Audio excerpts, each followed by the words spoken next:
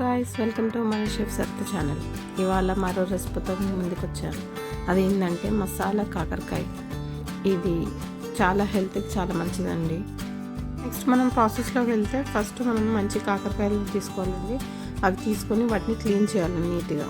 ఇట్లా సైడ్స్కి కట్ చేసేసి కూడా తీసేసి మంచిగా వాటిని కట్ చేసి పెట్టుకోవాలండి.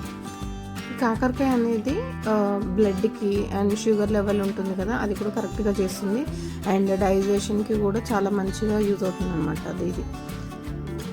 ఇంకా దీనివల్ల వెయిట్ లాస్ కూడా అవ్వచ్చు. సో మనం ఫస్ట్ ఇలా కట్ చేసుకున్న వాటిని ఏం చేయాలంటే ఒక గిన్నెలో వాటర్ తీసుకొని దాంట్లో కొంచెం సాల్ట్ వేసి ఈ ముక్కలన్నీ కట్ చేసి దాంట్లో పెట్టాలండి.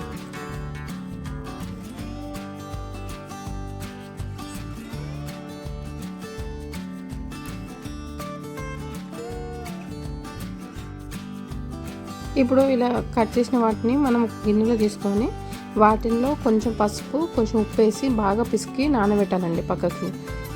అప్పుడు ఏమవుతుందంటే దాంట్లోకించి కొంచెం వాటర్ రిలీజ్ అవుతుంది. సో అది అప్పటి వరకు మనకి ఏమన్నా చేదు అన్నది కొంచెం అనేది తగ్గిపోతుంది. సో ఈలోపు మనం ఫస్ట్ చింతపండు కొంచెం తీసుకొని అది నానబెట్టి పెట్టుకుందామండి. సో ఎందుకంటే దీంట్లో మనం చింతపండు కూడా యూజ్ చేస్తాం కాబట్టి అది ముందుగా కడిగి పక్కకి నానబెట్టుకుందాం. సో ఈలోపు మనము మసాలా కోసం ఏమేమి చేయాలో అవి ప్రాసెస్ చేస్తాము.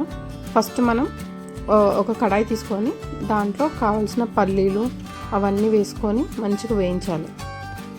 ఇప్పుడు సేమ్ ఇలానే మనం నువ్వులు అండ్ గరం మసాలా కావాల్సిన ఇంగ్రీడియంట్స్ అవన్నీ వేసి మంచిగా మనం రోస్ట్ చేసి పక్కకు పెట్టుకుంటే ఇవన్నీ నూరి కర్రీలో వేస్తే టేస్ట్ అనేది చాలా బాగుంటుంది.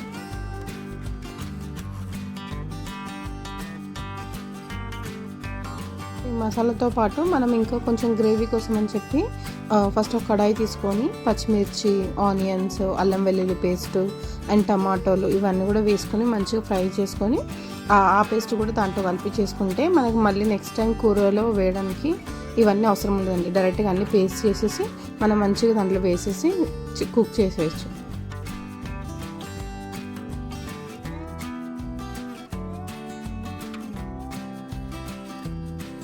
ఇప్పుడు మనం ఒక జార్ తీసుకొని దాంట్లో ఏవైతే ఇవి ఉంటాయి కదా, పల్లీలు, నువ్వులు అండ్ మసాలా ఇవన్నీ మంచిగా మిక్స్ చేసుకోవాలి.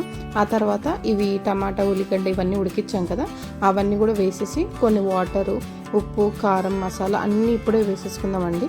సో ఇదంతా పేస్ట్ చేసుకొని డైరెక్ట్గా మనం కర్రీలో వేసేసుకుంటే సరిపోతుందండి ఈజీగా.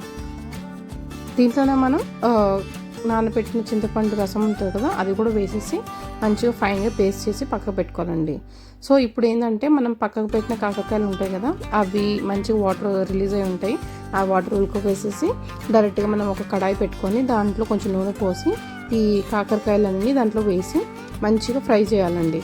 మంచిగా కొంచెం ఫ్రై అయ్యేంత వరకు సిమ్లో పెట్టి మంచిగా కుక్ చేయాలండి. ఒక 10 minutes కుక్ అయిన తర్వాత అప్పుడు మనం ఏదైతే పేస్ట్ చేసిన మసాలా ఉంటుంది కదా, ఆ మసాలాని మొత్తం దీంట్లో మనం యాడ్ చేసుకుంటామండి. సో యాడ్ చేసుకొని మంచిగా ఉడకనివ్వాలి. హై ఫ్లేమ్లో పెడితే ఇది మాడిపోతుందండి. సో మీడియం ఫ్లేమ్లో పెట్టి మనం మంచిగా కొంచెం నూనె అంతా రిలీజ్ అయ్యేంత వరకు దీన్ని కుక్ చేస్తూనే ఉండాలి. దీన్ని ఇలా కుక్ చేస్తూ ఉండాలి. తర్వాత మనం కొంచెం వాటర్ యాడ్ చేసుకోవాలండి. దీంట్లో వాటర్ యాడ్ చేసేసి ఎంత మనకి గ్రేవీ కావాలనుకుంటామో అంత వాటర్ యాడ్ చేసేసి దాన్ని మంచిగా ఒక 10 నిమిషాలు ఉడకబెట్టామంటే మంచిగా మనకు గ్రేవీ అనేది రెడీ అయిపోతుంది.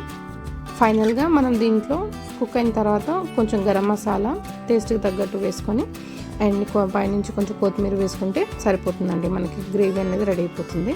సో ఈ రెసిపీ కనుక మీకు నచ్చినట్లయితే ప్లీజ్ లైక్ చేయండి, షేర్ చేయండి అండ్ సబ్స్క్రైబ్ చేయండి నా ఛానల్ని. And thank you so much అండి. అండ్ కామెంట్ చేయండి మీకు నెక్స్ట్ టైం ఏ రెసిపీ చూడాలనుకుంటున్నారో, అది తప్పకుండా ట్రై చేస్తానండి. Thank you.